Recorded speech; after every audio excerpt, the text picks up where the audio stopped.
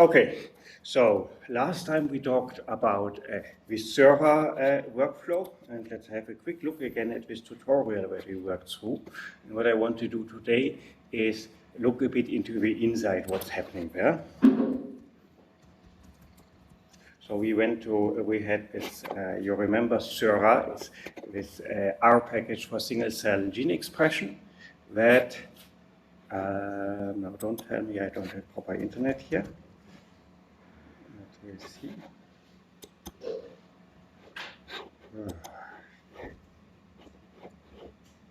Yes.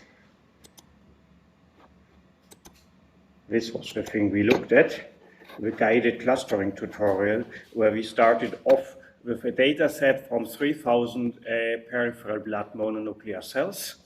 And we went through with quality control steps and through these various pre-processing steps. In the end, we got something like this here. Let me go to the very end, where we saw that our cells can be sorted in 3 clusters, and these 3 clusters can then be associated with the 3 cell types we expect, or the 3 mononuclear cell types we expect in blood, namely B cells, T cells, associated with them here the natural killer cells, and here the monocyte. There's a small blip here labeled dense DC, that must be dendritic cells, and here are the platelet cells.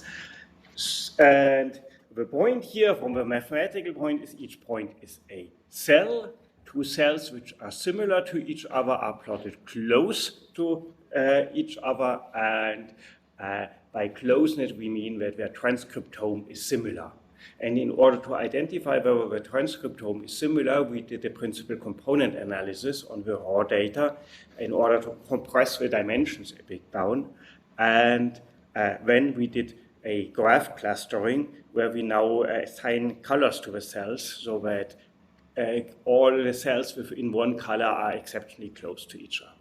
What I want to do now today is to go through this whole workflow once more, but this time not using the standard Sera command. You remember last time we just said run PCA and run UMAP, and then Sera did everything magically by itself, and we didn't quite know what's going on. So this time we will use only base R commands to be able to look a bit more at what's going on under the hood. We will still not get to the bottom of the whole thing. In a way, you know, in computer science, everything is a big onion where you always go further and further in. We now peel away the outer onion of the Sera layer, and we will see the underlying R commands, but we will wonder what's the mathematics below each of these R commands. What does a PCA really do, and why does it help us? Let's see if we get that far today. Otherwise, this will probably be what we'll do next week, but we have a closer look, understanding how a principal component analysis can be seen as an autoencoder. Who's familiar with machine learning terminology here? Okay, the others will learn next week what this is all about and why this is something useful.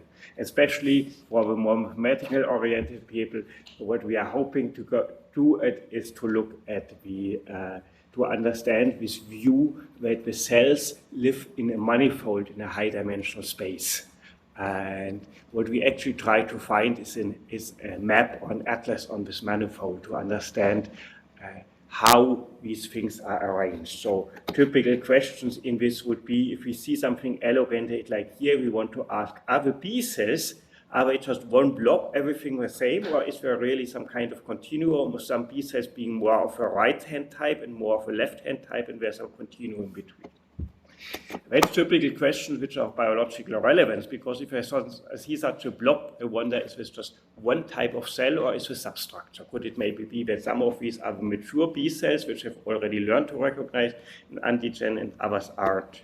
In the T cells, this already becomes clearer. You see here this T cell blob is quite large, and they have been labeled here as the naive and the memory T cells and the CD8 T cells. And you can already see the CD8 and the CD4 are clearly separated. For the non-biologists, the CD8 are the cytotoxic T cells, and the CD4 are the memory T cells. So the CD8 actually do the work, and the CD4 regulate the whole stuff. And here, sorry, I've just said it wrong. I meant anyway, let's not stick into the biology now. You see here with CD4 T cells, they can be naive first, and then they learn to recognize an antibody, and the mixture here seems to be not well separated where CD4 ends and where naive ends and memory starts. And we might be wondering whether this is whether this is correct or not. The thing that we have to keep in mind here is we're looking at a 2D representation of the whole thing. And in 2 dimension, we don't see much. The machine learning people call this the crowding problem. If many points are very similar, we cannot put them on the same point because we still need to see each individual point, so things spread out. And we cannot say whether such a larger blob is all the same cells or whether there's an internal structure of gradual changes from one to something else. And we will need techniques to understand that and to figure out how to understand the actual underlying structure, not as we see it on the 2D plot, but as it really exists in the higher dimensional space. And that will be a lot of what this course is about, how to understand the mathematics behind it.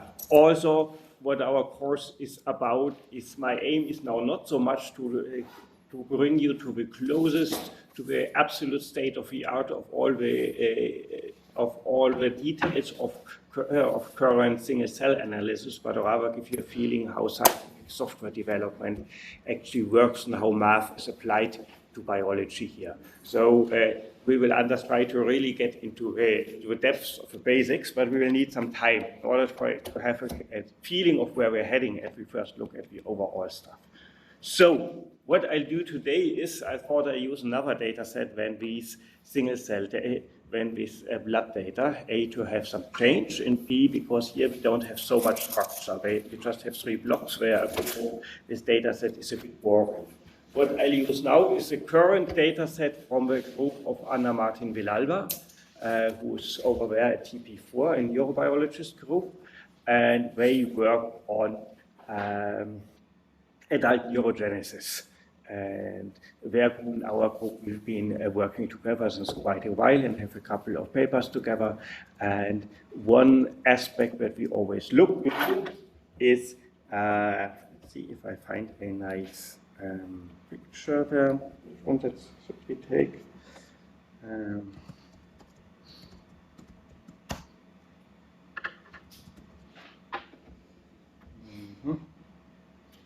Let's take that one because that's not exactly the most relevant one. I should look at the one before, but here I at least quickly know where our pictures are because we've had so many.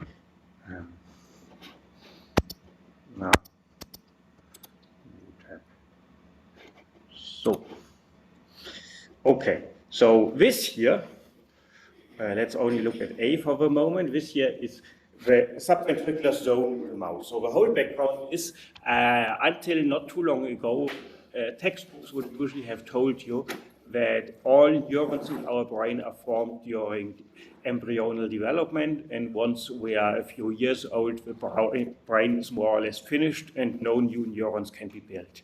And that's more or less right. Most of your neurons have to last your whole lifetime, and you can't replenish them. In more basal species, that's different. They can easily reconstruct neurons, and the question has always been, is this completely gone, or is this possibility to produce new neurons still in an adult brain still there in higher mammals and just lies dormant, or could it maybe be reactivated? So this is a bit a starting point that Anna's group is looking at, and in this whole field of adult neurogenesis and neuronal or brain healing, people like to use the mouse as a model system, and they're specifically this system here. So this blue thing here, that's the ventricle, the lateral ventricle, so this fluid-filled space in the brain. And at the side of the lateral ventricle is a brain structure called the striatum or striatum. And one has noticed that in this area there is actually a production of new neurons. The way how it seems to work is that there seems to be a reservoir of neuronal stem cells, NSC, which sit here at the border between the brain tissue and the liquid that fills the ventricle, so that's these blue ones, and they can get activated, and then they turn into so-called trans-amplifying progenitors, so cells which amplify by dividing and producing cells which then turn into neuroblasts. So in biology, whenever something is called blast, that means it's an immature cell.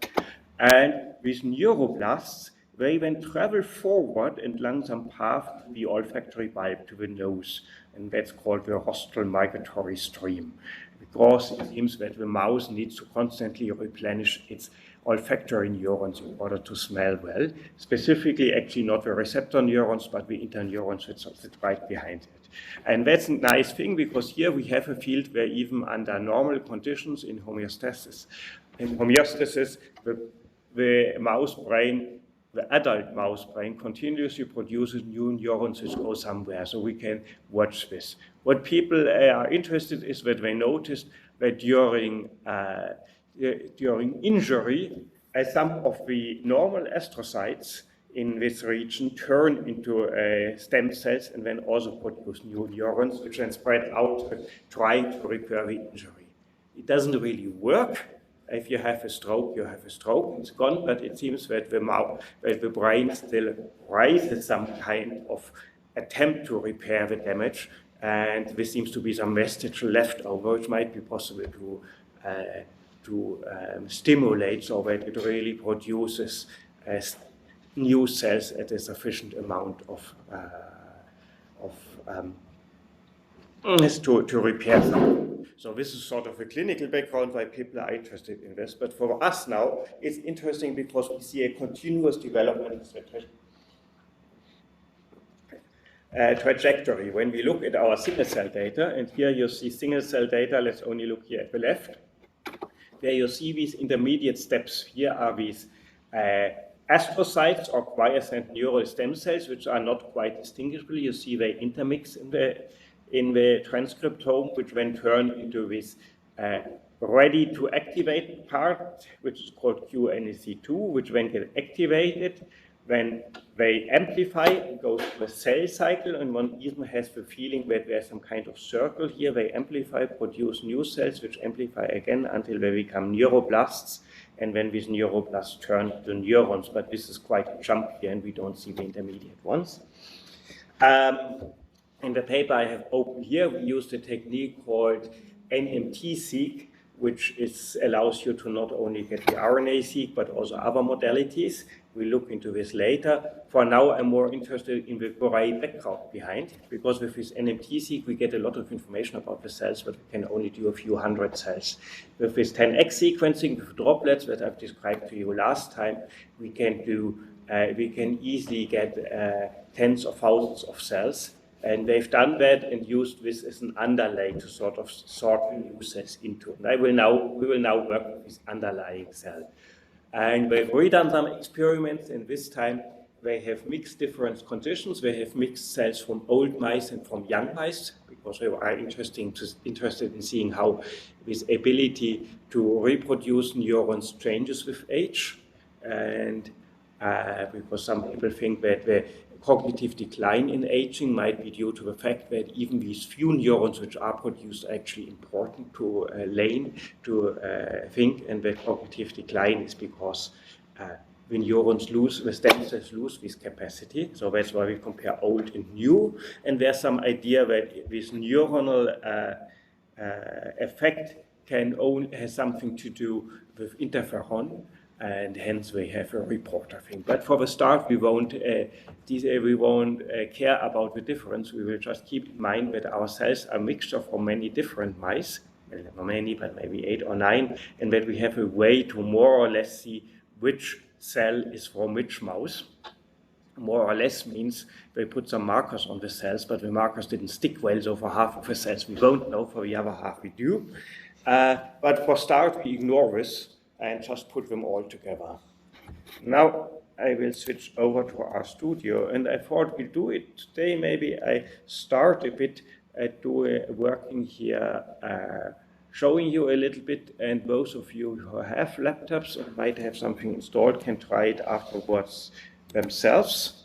So, but yes, don't spend the whole time only listening to me. But for start, I first show you how it starts, and then we can do it, and I put the data somewhere where you can find it.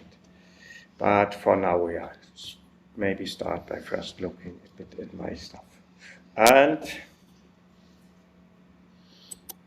let's hope the internet on.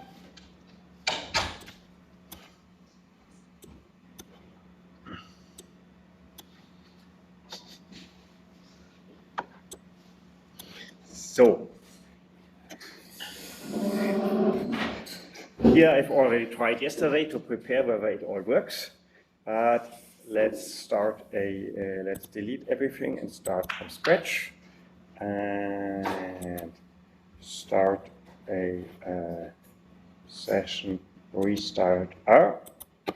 I guess you all know the tidyverse, which is this R package to add some additional functionality. Those who don't, if you shouldn't know it, was asked when we come across the tidyverse command, which looks unfamiliar to you. And what we will now see at the beginning is to start a bit of data wrangling. So we say in bioinformatics that 90% of the work of a bioinformatician is data wrangling, i.e. cleaning up your data so that you bring it in the right shape to analyze it. That's usually the boring part, but it's also part of the work, so let's do it together. The way how this works is, I first show you here where I put the data and how this whole data looks like.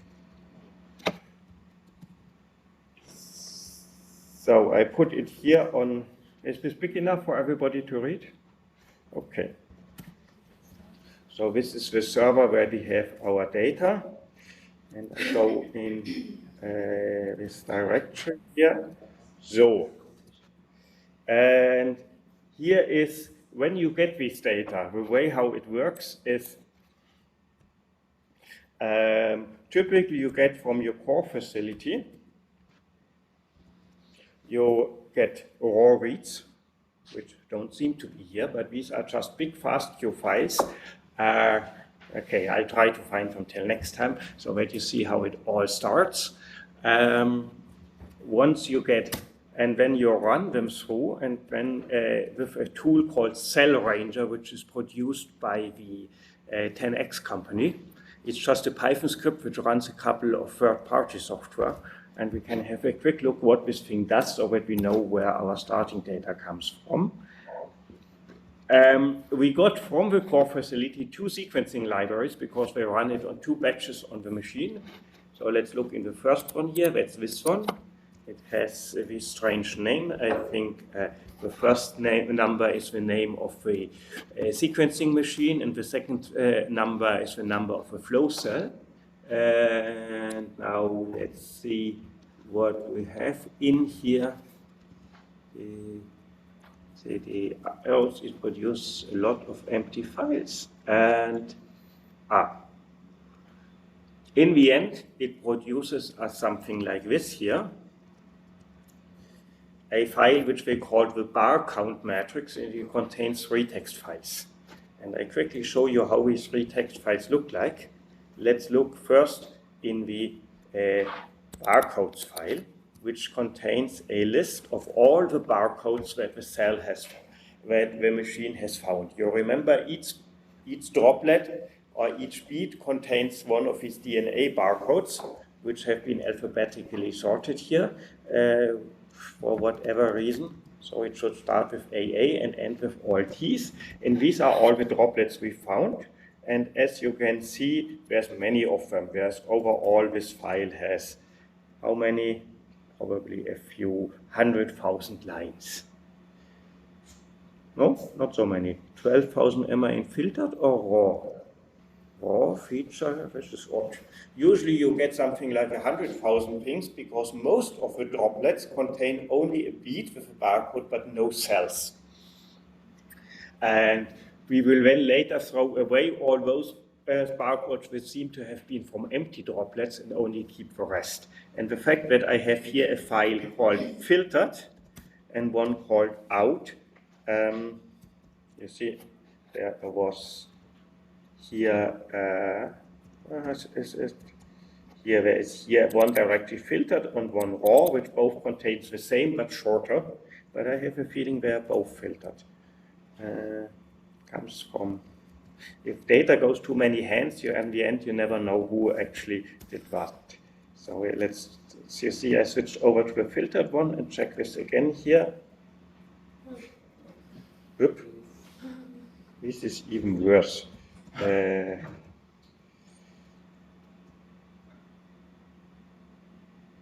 But there's more than that. These are more than 256. I know what I've done wrong. This is as you can see, this is, don't know how much bash foo you guys know. What I've done here is this is a zipped file with a cat. I can look at it, but then it will just show me the compressed data. If I use zcat, then I get the actual data. And if I then say, type it over to word count only the lines, it says us how many lines these are. And there seems to be 11,000 above the cutoff. And if I go to the raw data and do the same here, now we have 733,000 barcodes were found, but most of them were empty. In the same way, we also get a file with genes. So they always like to use the term feature for the stuff that we count. So here you see what features we have. Most of the features are genes, and they are identified by an ensemble gene ID. That's just the idea in the ensemble database of all genes. The gene symbol, so the name of a gene, and the type of feature here, gene expression. If I go at the very end, I see there's a couple of other things which are called multiplexing capture. That's, as I said before, they used, in order to distinguish the mice, they put a different marker on each mouse cell. The way how you do this, these markers, they are RNA oligos with a poly-A tail, which have been conjugated to some antibody that binds against some cell wall lipid, so that it sticks to any kind of human cell. And using that, the cells, all the cells of one batch, which have been labeled with the same tag, they get the same polyadenated oligo, and this stuff we put back in, and these polyadenated oligos, because they are polyadenated, they look the same as mRNA for the sequencing chemistry, so they get just sequenced along with our genes. What I couldn't show you now is a FASTQ file with all the right sequences, but you can imagine how they look like. They have, one side has the sequence of the barcode, the other side has the sequence of a FASTQ file, has the sequence of the actual payload, so the actual RNA sequence that was in it, and this is now searched in a list of transcripts of all these genes listed here, and what we see here is just the list of all the transcript sequences that we had. And what we now want is this count matrix, which tells us for each gene how many reads and how many sequences there are. I now switch over to my R version and here show you how this looks like. This is the path where I have my data, and now I load it. And as you can see, I load here both the file in this 1.6 and in the 1.8 directory, and I load the featured barcode matrix, and I use this 10x thing. And this read 10x function is able to assemble a matrix out of these three files. I haven't looked yet in the third file, and you see the third file, it's called the actual matrix file. It always has three numbers in each line, which means matrix row 32298, matrix column 2, 1 count. or matrix row 3 9 3, matrix column 5 1 count. And matrix and what row and what column these things here are, that's what we look up in the other two files. So each of these things here is replaced with a feature name, and each of the second column is replaced by a matrix name. The third one is the count. And it now reads through all these things, and we put them together.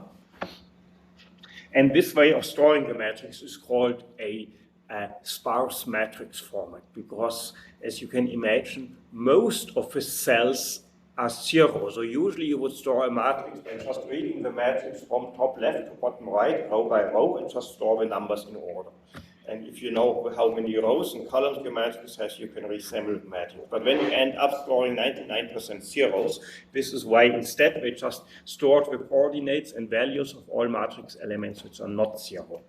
That's called coordinate sparse matrix storage, which is just a fancy name for, yes, we store for each matrix how many these are. And the read 10x function here, what it does is just it reassembles the matrix according to these coordinates and produces them.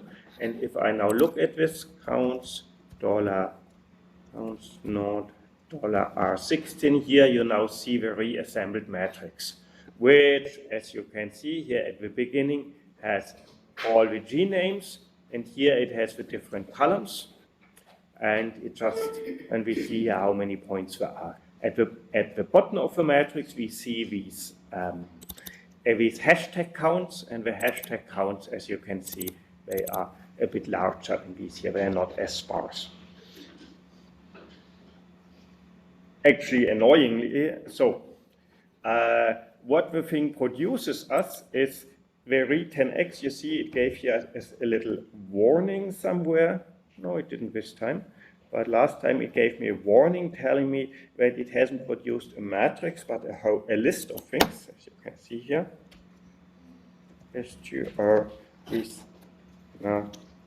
We can see the matrix is a list of two things, one with gene expression and one with multiplexing captures. And both are DGC matrices, which means sparse matrices. And they are stored in another strange format, which we won't get into it.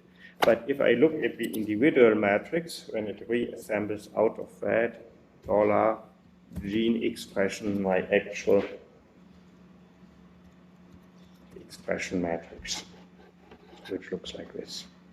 So this is now how we got our expression matrix. I sort the whole thing a bit around. The first thing that I want is that here the barcodes all end in -1, and on the stuff from the second run I have the same. And now I could wonder, would it happen that that the same barcode appears in both runs?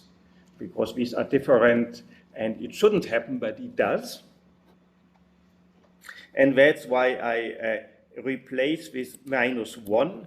Usually it's meant that it uses -1 for the first row, -2 for the second row, but because we run Cell Arranger independently, it uses -1 also for the other row. So if I go to 18, and I see here it also says -1. So first, so that it later don't mess them up, I tell it replace all with -1 with run 16 and run 18. And now you see my matrix has at the top now always G names, column names which end in run 16, and the others end in run 18. And that's very useful later, so that we can put them all together in one big matrix without messing them up. I do the same for the multiplexing stuff, which I don't need yet, but I just do it. And now I want to put the two gene expression matrices from the two run next to each other in one big block. So I bind them together by saying I now want to have one matrix with these two next to each other. But before doing that, I should have checked that the row names list the features in the same order. So here are the features in one matrix, and here they are in the other matrix. And of course, they are in the same order because they've been produced by the same script starting from the same thing, but you never know. So I better check if this is the case. And in R, you can put a stop if not, which tells you if you have data, then that means run the command inside if not throw an error. That's a very important thing in bioinformatics or in computer science generally. It's called defensive programming. Whenever you make an assumption that you're actually sure that it should be true, you make a so-called assertion in your code. So you tell the computer to check your assumption by saying, here in the following line, I assert that the row names in both matrices are in the same order, so that I can just put the matrices next to each other and form one big one. Even though I'm sure that this should be the case, I still make an assertion beforehand, because it can always happen that something messes up. Typically things, how this gets messed up is, for whatever reason, I decide to run Accelerator again for one of the runs, but forget to do it for the other. Meanwhile, I have changed my expression matrix. And when everything gets up messed completely, because when I call the cbind thing, it only will take over the feature, the row names from the first of the two matrices. And I have a bug which I will never find again. And so the most important thing is always, whenever you make such an unspoken assertion, to write such a assert statement. In most programming languages it's called assert, in R it's called stop if not, to ensure that you get an error. It's also a documentation that at this point, if you later read your code, it reminds you that yes, here I made this assertion. So now I've put these matrices together, and now I have one big matrix with all of them. Counts. You see, counts is now one big matrix of 32,000 features and 21,000 cells. The next thing I have done here, I looked at it, and the first thing I noticed, EGFP. This is, well, you know, enhanced green fluorescent protein, because they put a transgene into these mice in order to, I think, to construct a reporter, so that whenever the cell is subject to interferon signaling, it should light up green. And we want to see, of course, RNA from our transgene as well. So when my colleague produced these count matrices, he took the genome of a mouse and added to all the mouse chromosomes a fake chromosome which just contains the sequence of a transgene. And when he added to his list of features the information, this chromosome contains one feature called, one gene called EGFP symbol. I don't know why he added the word symbol behind it, because these are all gene symbols, and now we are inconsistent. So I quickly fix this here by saying change the first row name to EGFP. And again, in case this should ever not be the first row name, I put a stop if not beforehand to check that the first row name was really EGFP symbol. And when I still am left with these multiplexing capture things, which for now I just put aside in a list, and remove the original count to get some storage space in my thing. Now I have everything that I need in order to start working. I have my one count matrix with all the counts and my tags matrix. So how I do this now is I will load the matrix package. I will need it later to make column sums and row sums and stuff like this. And now, as the first thing I do is I look at a histogram of all the column sums. And maybe I show you how this works. Here I have my counts matrix. I can use this col sums that I've just found in the matrix package, which just counts the column sums of this. So for each cell, it calculates how many reads we see. And I want to see a histogram of that. If I just say hist, then I should see a histogram. But as you see, it looks on the first hand that there's many cells with 20,000, 40,000, and so on, but also many with zero. So something, this whole thing is not too useful. The first thing I can do is tell it shouldn't make 30 bars as usual, but 100 bars to see it a bit better. And now we see here this bimodality, and overall the whole thing is a bit swapped to the left. And often with such stuff, it helps to not look at the logarithm of the counts, of the histogram of the counts themselves, but at the logarithm. I use the logarithm of base 10 so that I can easily read it off. So this is 1,000, 3,000, 10,000, 30,000, 100,000.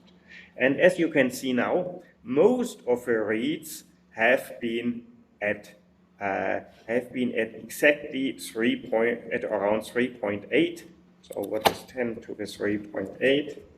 So our median number of reads for each cell is 6,500 UMI counts, which is quite good for a current experiment. What you also see is the strange bimodality. There seems to be a second population going to the left, and it's cut off here. I made a note when I looked at it the first time that this is weird and I should have another look. When I did another look, and what I did is I thought, okay, let's look again at these call sums, and let's just see what is the smallest and the largest number in here. And as you see, the smallest number is exactly 500. At that point, I remembered that we had these two files here, filtered feature and raw feature. And you remember we said before, in the raw feature we have 700,000 beats, and in the filtered we have only 11,000 beats. And somehow the cell arranger thing seems to have filtered out which droplets it thought didn't contain a cell. And now we see what its filter criterion probably was.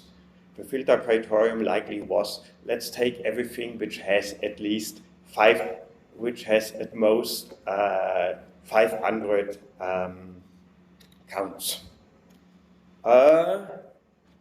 Maybe now would be a good attempt to quickly see. It would now be nice to see these histograms together for the whole data.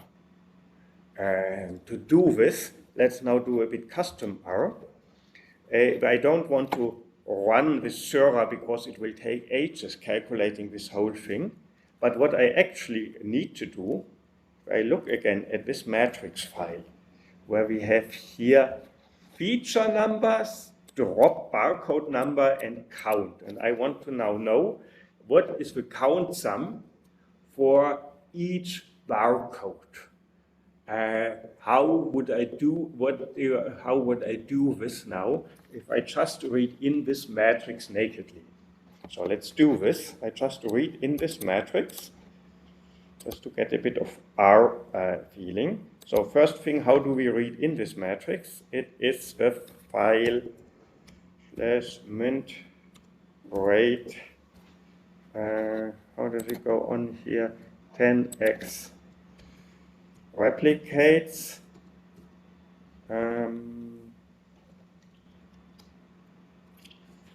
I know this one I wanted to use.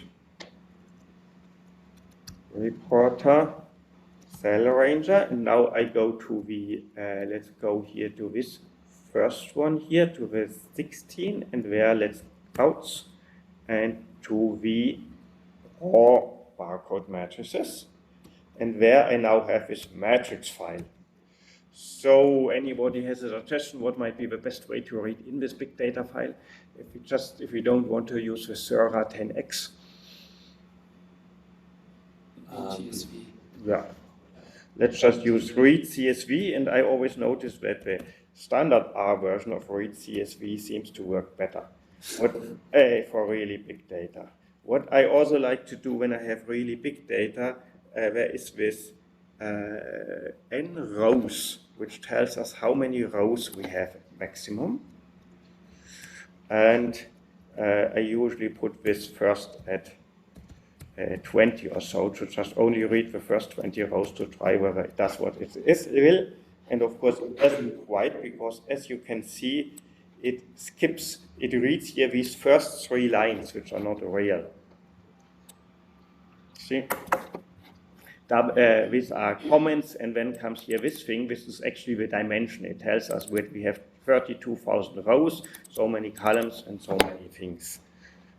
So I skip these 3 things. There's something here called skip is 3, and if I do it now, it works a bit better, except for that it used the first number as a row name. So I also say header equals, and now I think for header I can say false, that it knows that there is no header, and then I can also give it well, let's do it like this. Now I call this here M for my matrix thing. The call names of M are the feature. I think you still have to R specify the delimiter, no?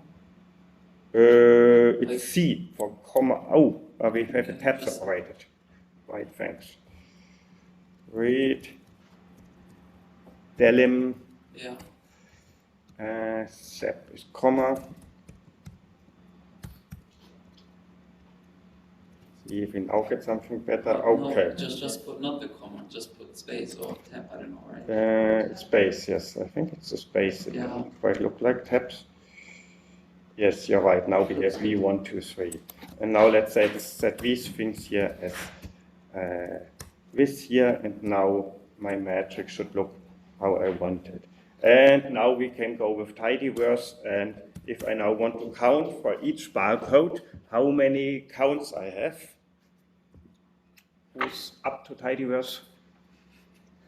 Yep. If you could group by the barcode, Mm-hmm. and then you can summarize the count. Summarize. The count column. But what do we want to do with the count column? Just some. Sum them up. So, and now I see here for each barcode how many I have. I only have 4 barcodes, so let's remove here the skip the n rows, so we get them all.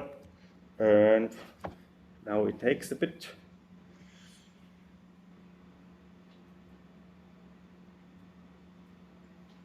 Take that long. Okay, it is a file with millions of entries. Now we have a bit this typical issue that we have in R, that it insists on putting everything into memory.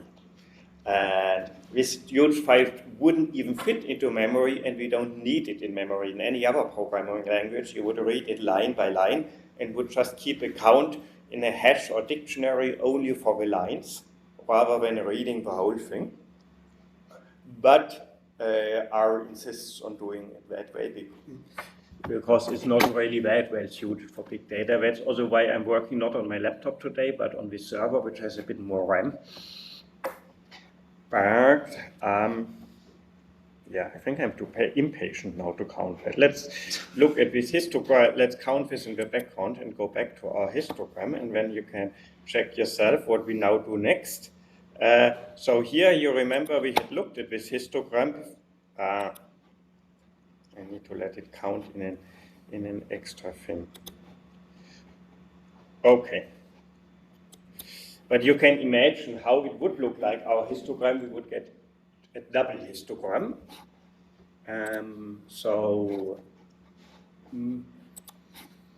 So here we see our histogram. And as we can see, it goes down. And in reality, it would go up, up, up, really high up here. And down again. And here are all the empty droplets. And now when we see the histogram, we see that we probably should have cut here, and not at 500, but only at, don't know, 1200 or whatever this is. But for the moment, I leave this in because I want to show you what happens if you leave them in, and when we go back in a moment. And then later, so you see I've commented out this thing where I say, remove all the counts below. I normalize the counts. So I have my call sums. And I want to now get change all the counts into fractions. So it tells me how many fractions of all the reads fall onto this gene. So I want to divide each cell by its fractions. And what I can do now, I can take the count matrix. And the first I might try is to do this here. Divide each cell by its call sums. And now to check whether I've done it correctly, I calculate the call sums again. And we will see that it doesn't work because R, when you divide by, because of the R recycling rule. So you see here, it doesn't add up to 1. But if I transpose the stuff and then transpose back, then it adds up to 1.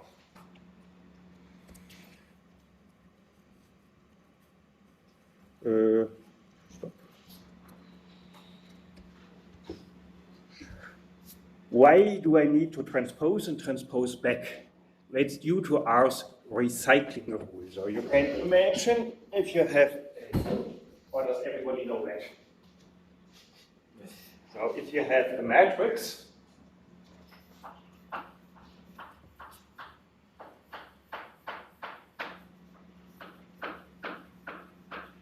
and I divide it by a vector,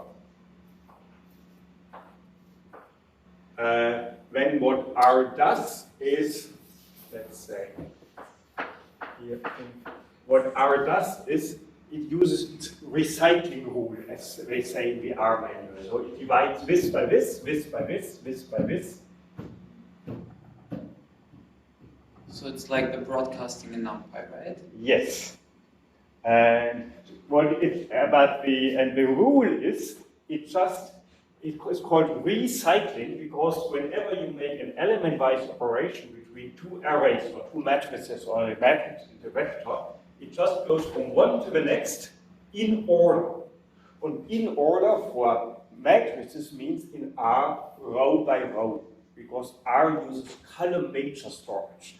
It goes row by row, while other languages, for example C and I think also Python and NumPy, use column major ordering. So it goes this way. So this is very important when you switch around between different programming languages, where some do what's called column major. So it goes first row by row and then by column, or row major. The term major always says if you have an index, which index runs slower.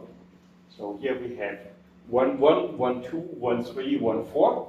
So the column index runs faster. This is why we call this the row major format. Or the other way around. But in R it's that way.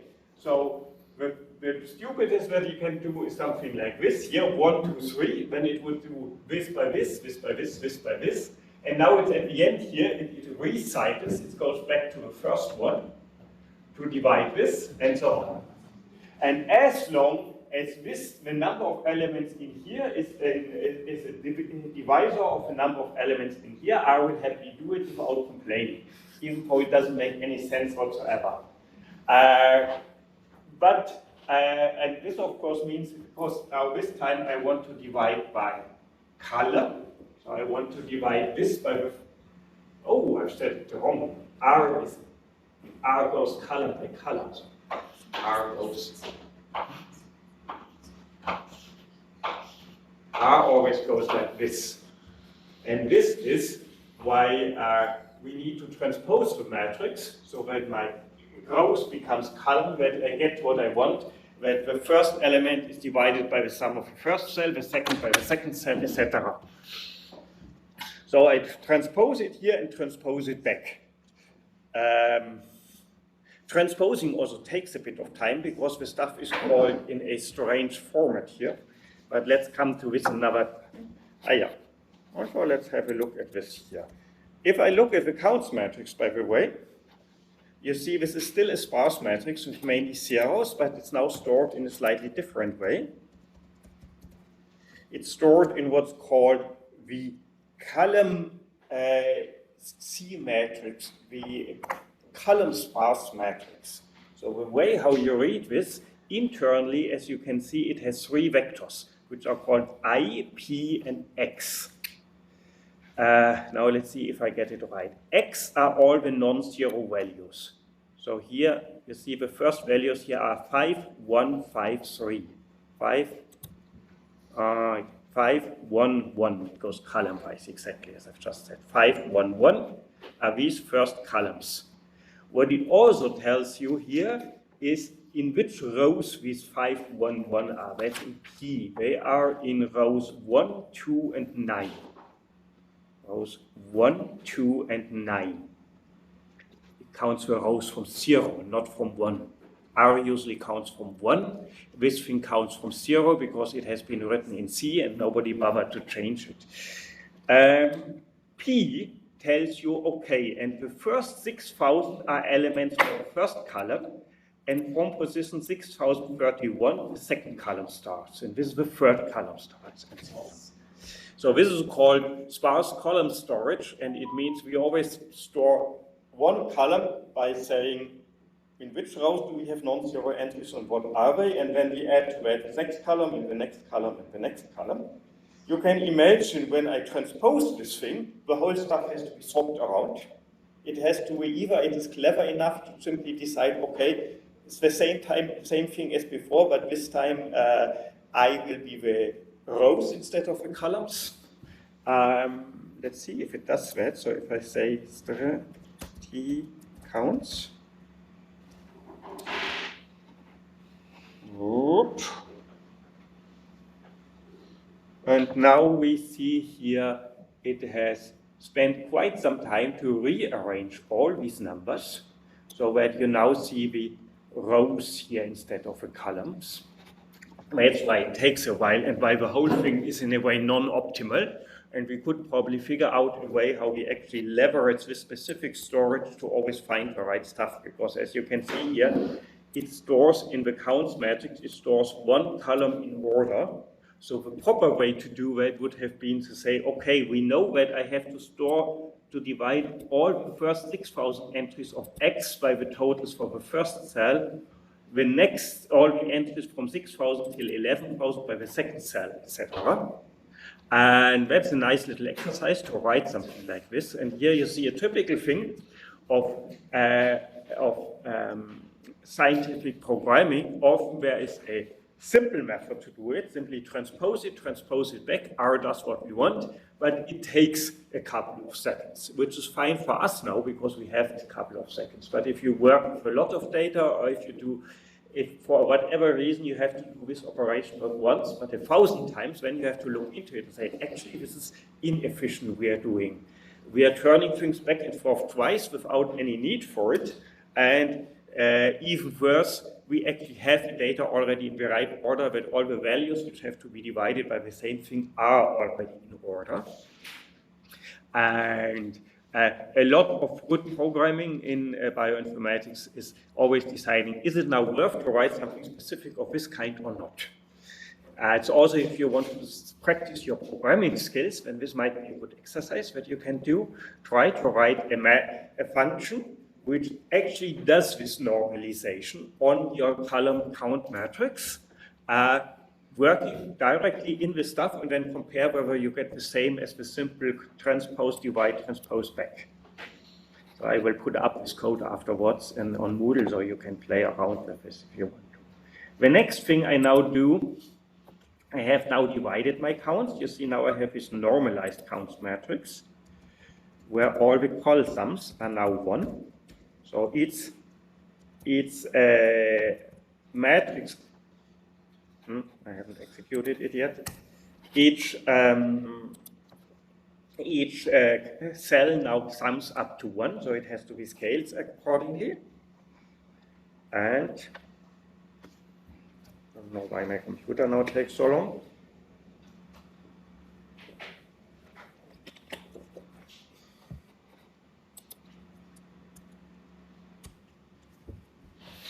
And now they add up that way. You remember from last time we always wanted to work on the logarithm. So that means instead of taking the actual data, we take the logarithm. And what I now would want to do is take the log of that. And as before, last time we calculated, when we said we take the counts for a cell, divide it. So Kij is always count for lim I at cell J. And I divide this by the total for cell J. So J is sum over all genes from Kij. And then we said we take the logarithm of this. And to get a nice, and to get a not too big data, to solve the problem that the zeros will turn into minus infinity, we add a small number. Now the zeros turn into log minus 4, so probably we will use here if we were to use, or did we do it? I think we did. Alternatively, what people always also like to do is they say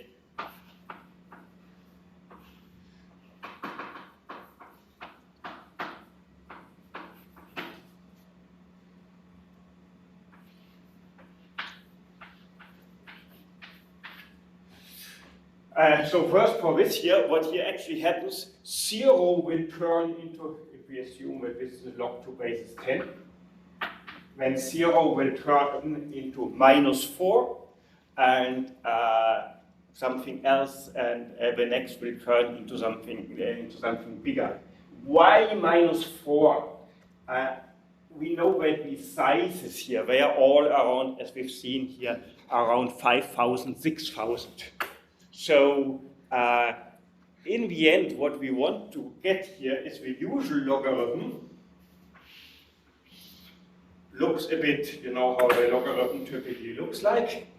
And we want to linearize this a bit. But here for the very small numbers, the logarithm jumps off to -infinity.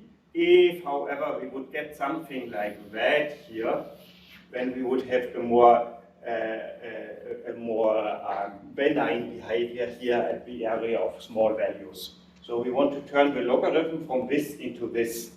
And one simple way to do it is to shift the logarithm a bit to the left. And as you can see, if I take the logarithm and shift it a bit to the left, it will look like this.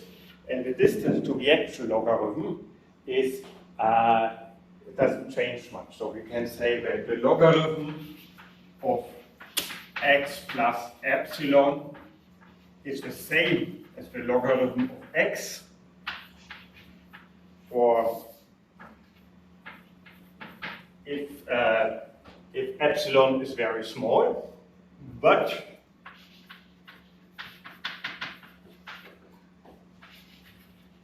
if epsilon is on the same order as x, then, or if they are both very small, then of course things get a bit shifted up. Specifically, let's remember that this can be roughly written as x plus epsilon for, once we are close to outputs. So for high values, it looks like this, and for small values, it gets sort of linear, because if I shift this now to the left, then you see here the slope is 1. So you know you can typically average the logarithm. You always say logarithm of 1 plus x is roughly the same as x, or x small. So we shift this linear range in there to get this. And in practice, this means that we have that for large values, the logarithm is as it is, and for small values, the logarithm gets replaced by something linear, or we go over in between. And how much should we shift here? If we do it like this here, then as I said, the logarithm of 10 to the minus, for k is 0, we get -4. And for k is 1 count, we can already see what happens. For 1 count, 10 to the -4, here s is also on the order of 10 to the -4, so this gives also something around 1. When we have 1 plus 10 to the when we have 10 to the -4 plus 10 to the -4, so it's something like 2 times 10 to the -4, 3 times. So one way to look at this is roughly the same as if you would just add to k plus 1.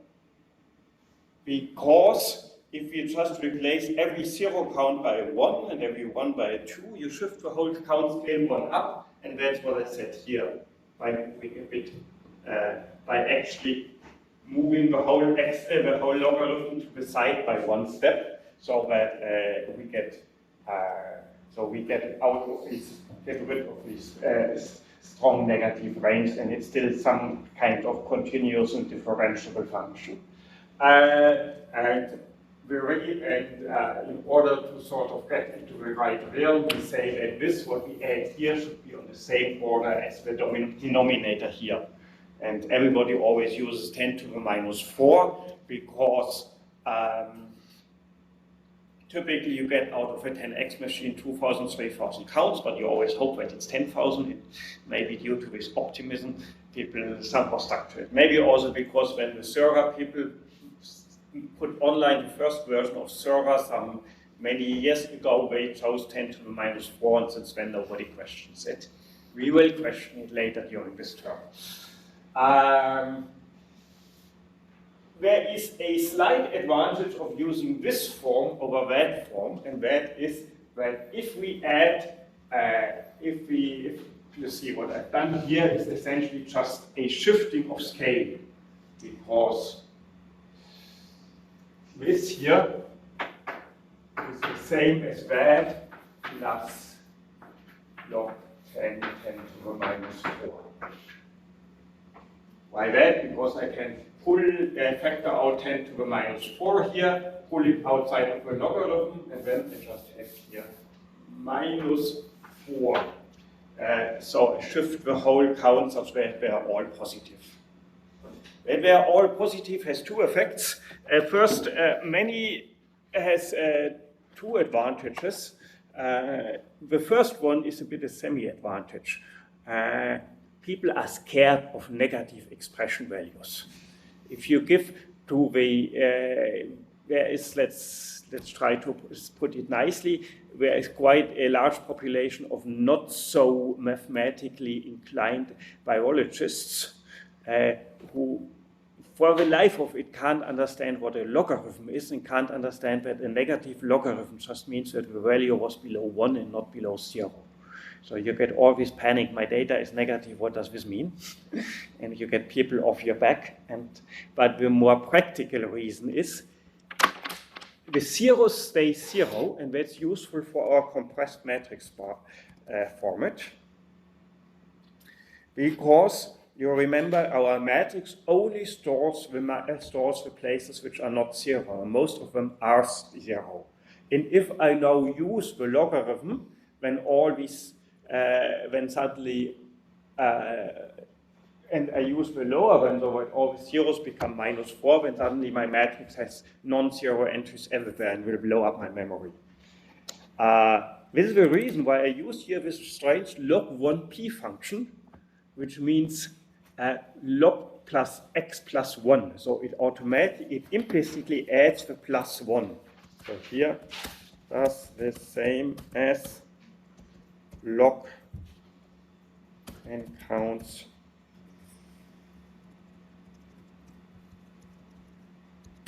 times 1e4 plus 1, but preserves sparsity. So if I run this on a sparse matrix, then I get a sparse matrix back, because zeros stay zeros.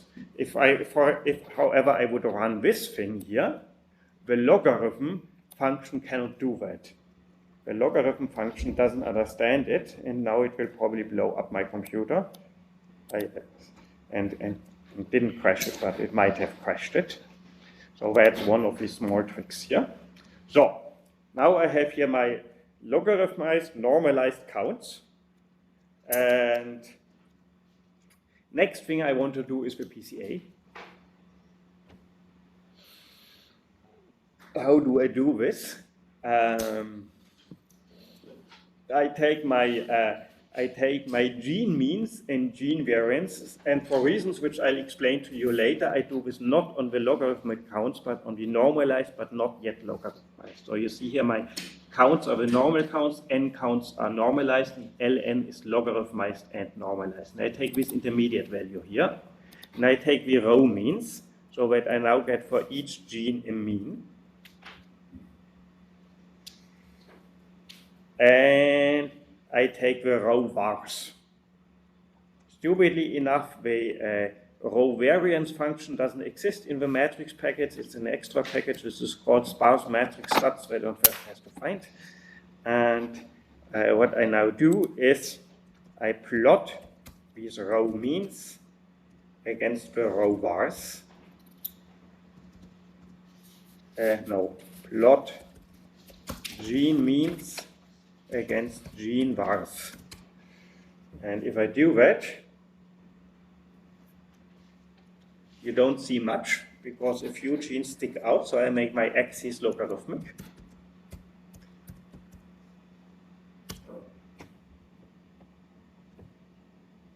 Now I still don't see much because it's all overplotting, so I say instead of little circles, it should make little dots. And now we see this thing here, where if we look closely, we see here sort of a minimum level of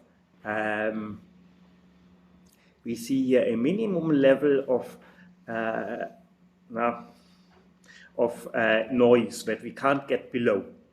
And this minimum noise level, that's the Poisson noise. You know that all our sequencing happens in all our sequencing is done that we only sequence a small part of the actual RNA. We get only maybe 5% of all the RNA, which means there's a binomial selection process happening. And this binomial selection process can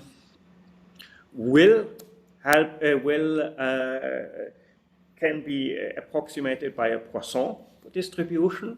So there is a certain minimum amount. So even if the concentration of a given gene were exactly the same in all cells, we would still see a certain minimum variance in the counts due to this Poisson effect. And this variance, here, who remembers that the variance of a Poisson is what?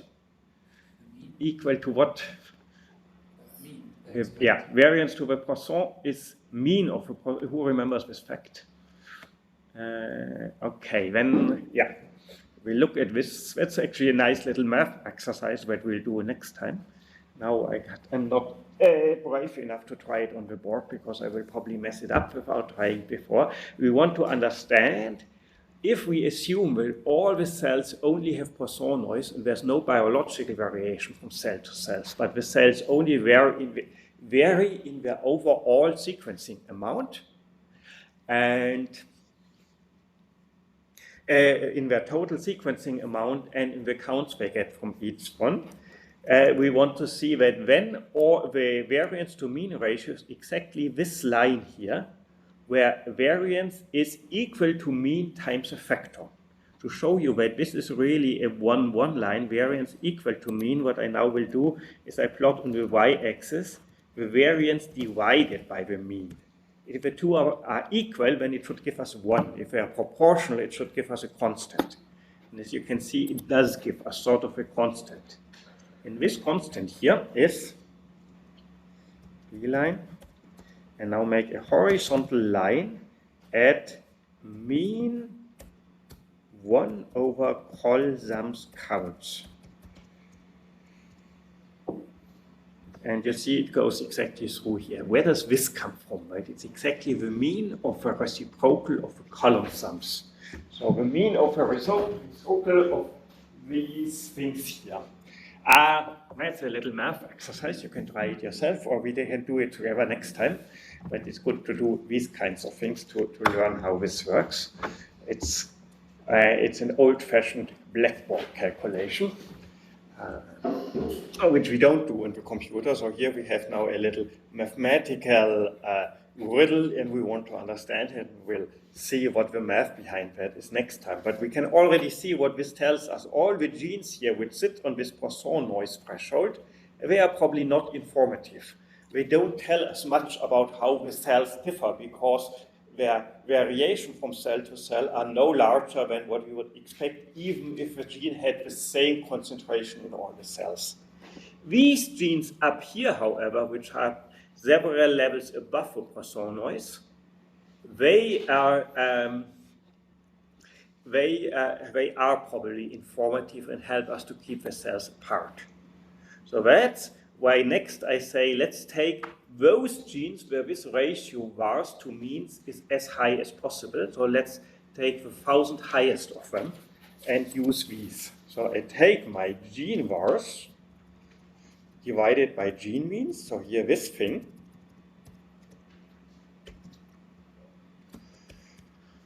and I sort them. Sorry, we don't see a console. Thank you.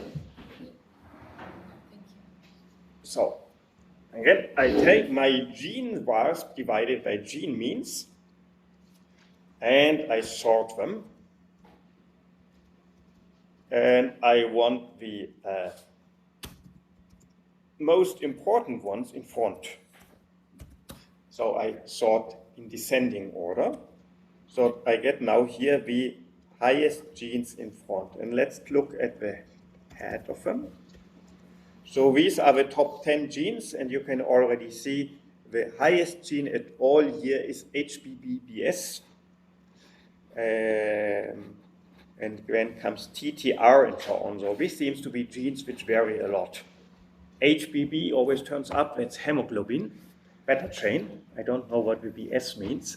We probably have a couple of erythrocytes in there. Erythrocytes are filled with hemoglobin RNA and absolutely nothing else. And so this will probably distinguish the few erythrocytes from all the rest. And the other we will learn later. Now I take the top 1,000 genes to get the 1,000 highest genes. And of these, I want the names. And I call this the highly variable genes, HVG. Here you see, here I've written the same. The names of the top 2,500 genes which do this. These are those genes here.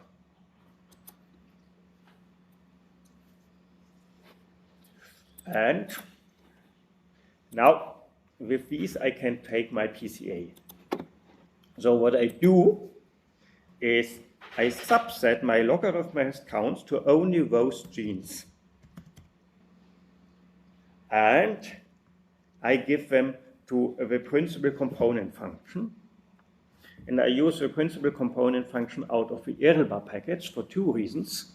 The normal PCA function of R, it can do two things that the normal PCA function of R cannot do. It can work on sparse matrices and make use of the sparsity to calculate fast with a big matrix. And it understands that we only want the top 50 principal components and not all of them. And with that, we get a better stuff. We also tell it that, as you always do with PCA, you first need to center your data. So from each gene, subtract the mean. But we don't want to scale it. So in PCA, the standard advice is usually to first center the data, so subtract the mean from each gene, and then scale it by dividing each gene through its standard deviation. So that each feature then has mean 0 and standard deviation 1. We could have done this manually on the count matrix by subtracting the mean and dividing by the standard deviation, but this Erlbar function has this center and scale arguments to do that. And if I now calculate this, then I get my PCA, and it takes a bit. And also we can put on our to-do list, we want to learn later what exactly does a PCA do, and how can we do this actually ourselves without any R. Maybe we want to dig a little bit into how a PCA is actually calculated, what's happening in all these PCA functions. In practice, all these PCA functions are really old, so many of these simple standard algebra things stem from the 70s and 80s, and nobody has ever looked at the code since then, and they have been wrapped and kept and so on. But this means that they are probably completely without any mistakes or errors because they've been used so many years. The Erlbar function is a little bit older, it's only 15 or 20 years old.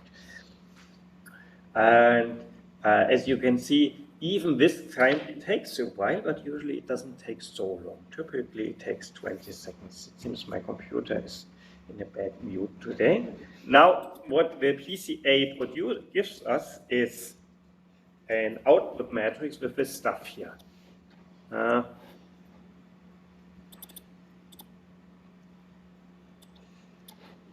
You see, the most important is we get the matrix X, which now gives for each column, which has one column for each principal component and one row for each cell. I would have liked if it tells us these cells, so I do this now manually. Row names $PCA$X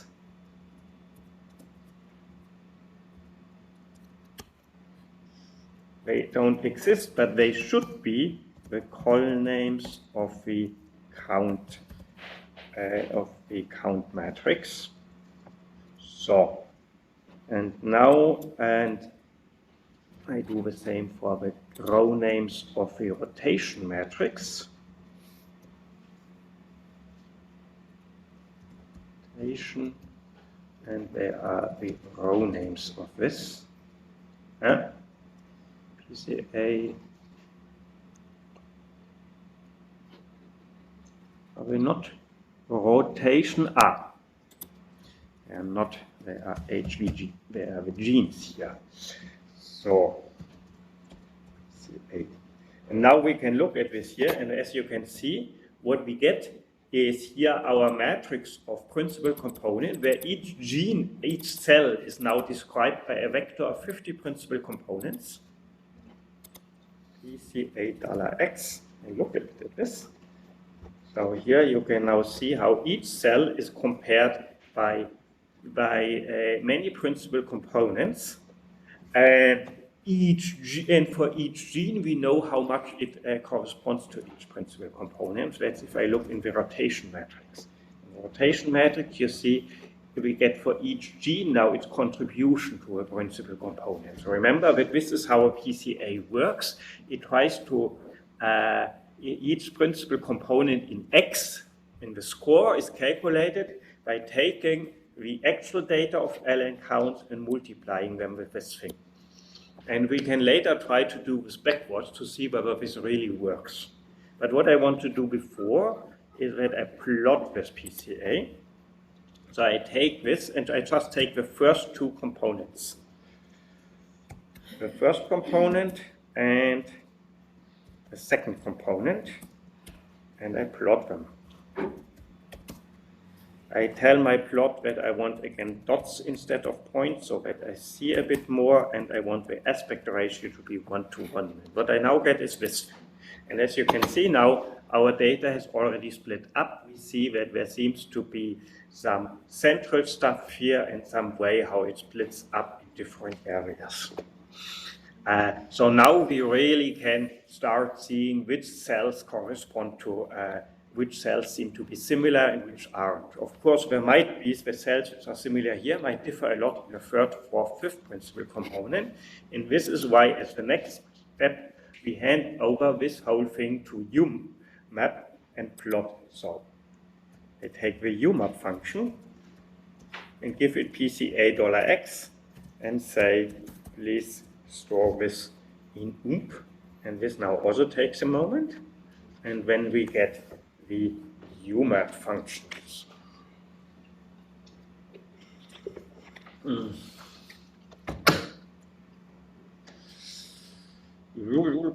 So,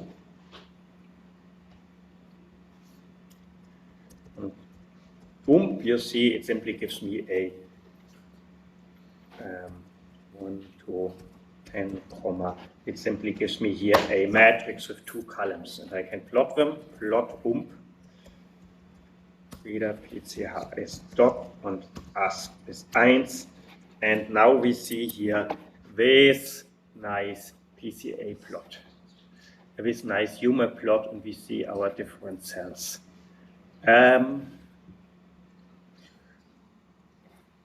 What we could now do, I'm just wondering, we can now do different things. Anyway, we'll probably stop in 10 minutes anyway. Because now I've talked a lot and showed you a lot. One possibility would be that you now get on all your computers the stuff up to here, or maybe that would be a good idea for next time, that I upload all this code together with the data, and then you can all make sure that on your computer you also go to this plot, and then we can try to start exploring the plot. And that's something everybody of you can try. The stuff which I show you in the which I can show you quickly before we go there, is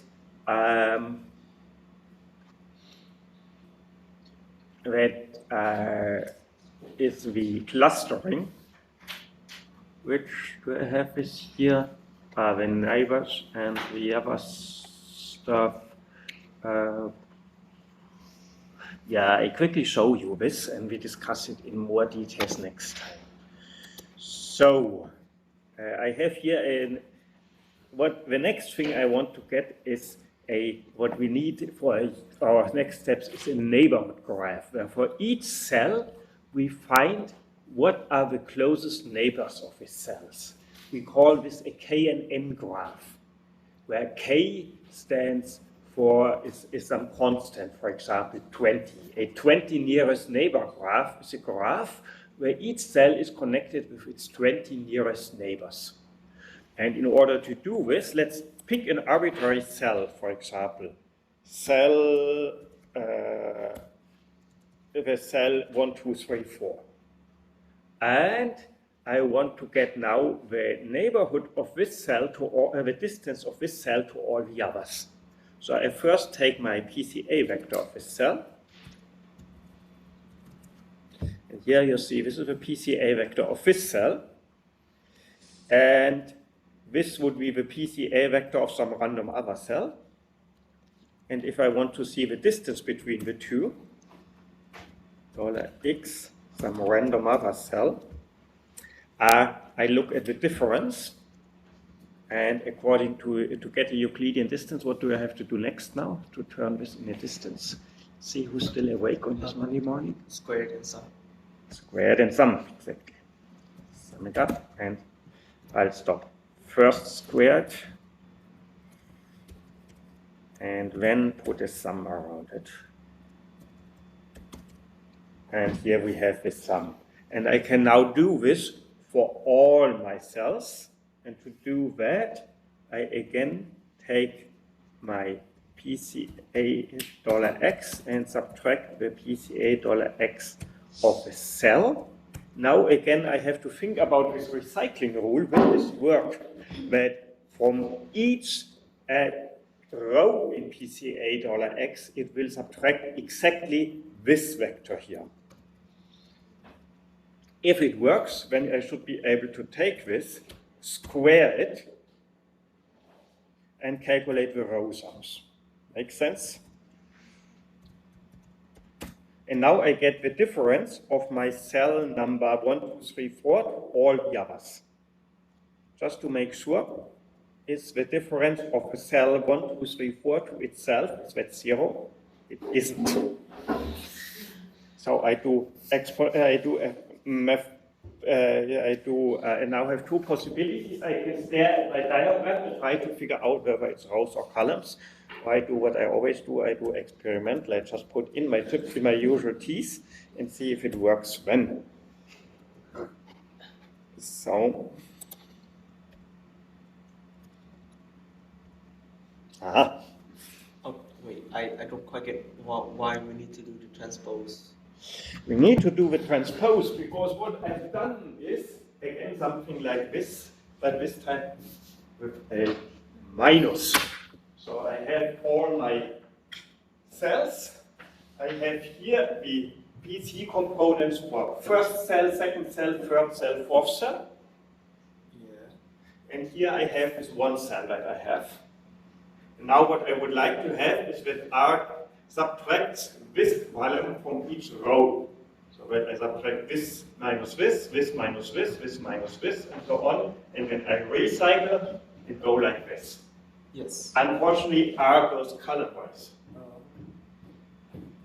So that it will subtract the second principal component of my cell of interest from the first principal component of the second cell. Okay, yeah. And if I transpose the thing, then it works again. Okay.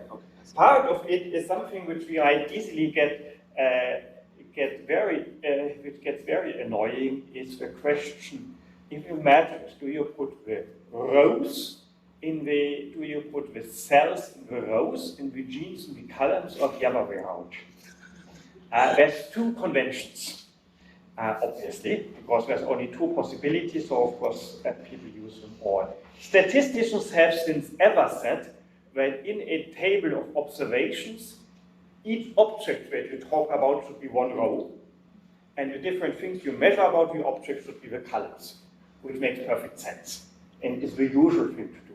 For whatever reasons, 20 years ago when RNA-seq was new, biologists decided, let's do it the other way around, because they had, which made sense at the time, because they had measured 20,000 genes, but because at that time there was no single cell, it was just bulk, so they compared maybe 3 samples against 3 samples.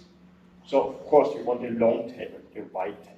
So they made a table where they put their 20,000 genes as rows and their 6 samples as 6 columns, and stuck to that.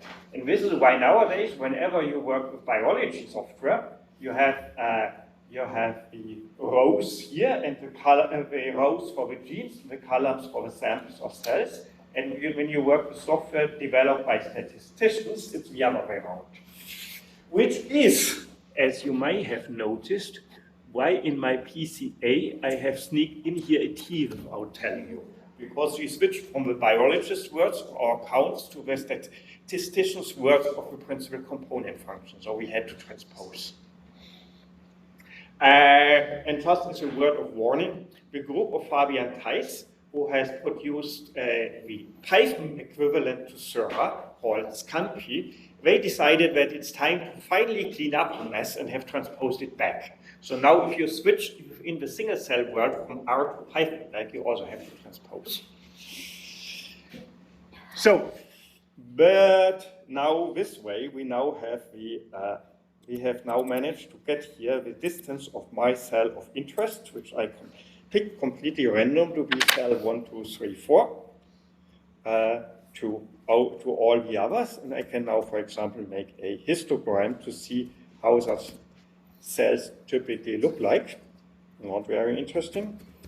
Let's make a few more. Still not very interesting. Oh, there's something missing. First of all, these are not even distances, because, what have I forgotten?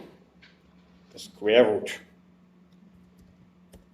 It's a Euclidean distance. I should take the square root after summing them.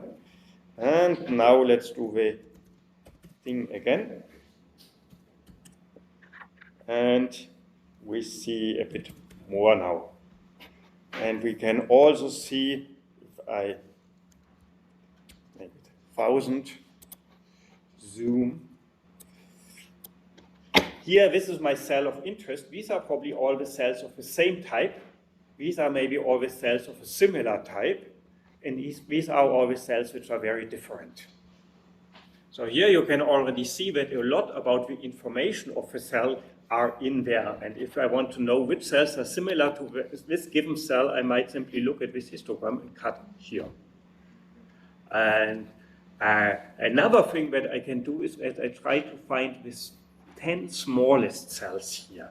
So I take this thing here, and instead of taking a histogram, I sort it and look at the very beginning of it,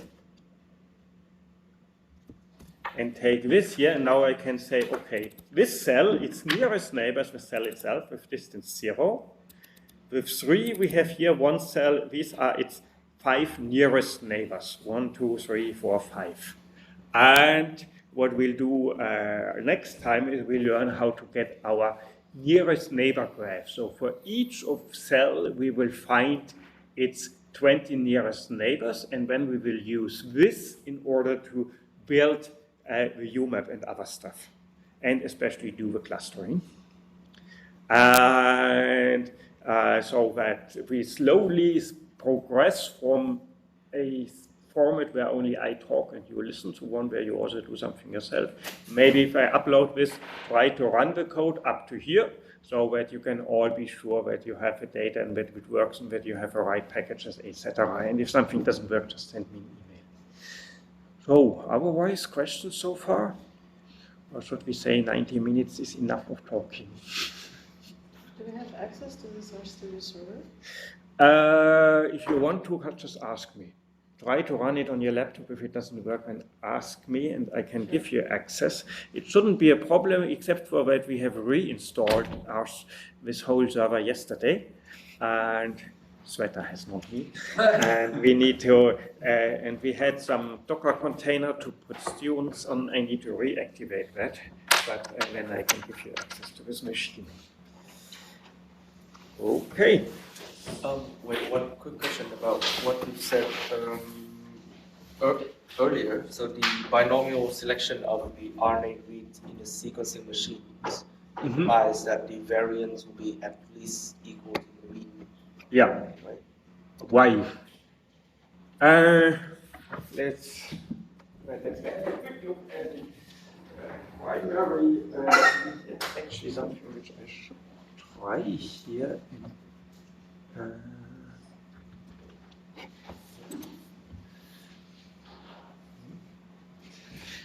Okay. I wonder if I should do it, if I explain something on the board, if you're so the general idea is, if you have, let's say you have your cell and it contains hundred thousands of transcripts. Yep. And it might also contain 1,000 transcripts of your kind. And with a probability of k transcripts itself of given gene. So, for example, k might be something like 10,000, and or 1,000. Overdo it, and a transcript molecule has probability p to get sequenced. Typically,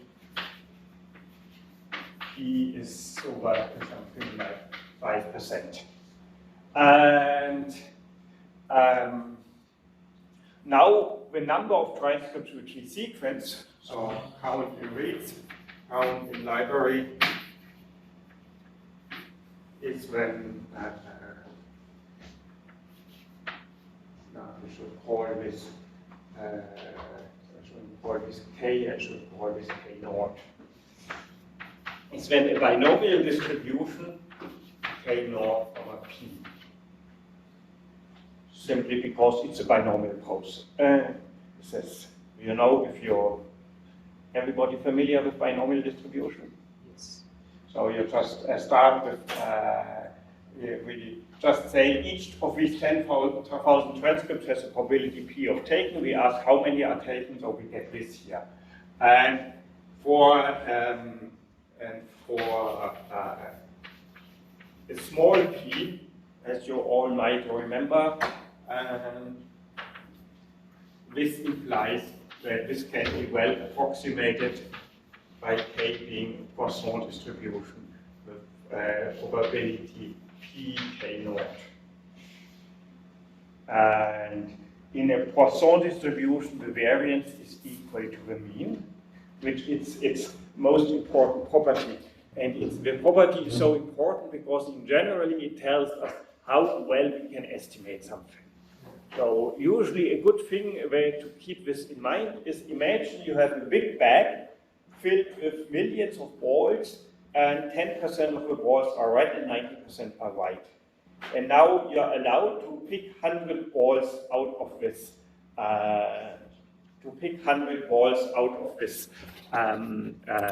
bag. So what happens is,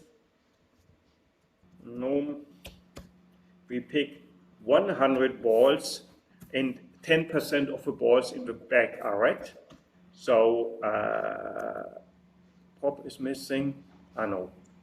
And what we then get is for each of these 100 balls,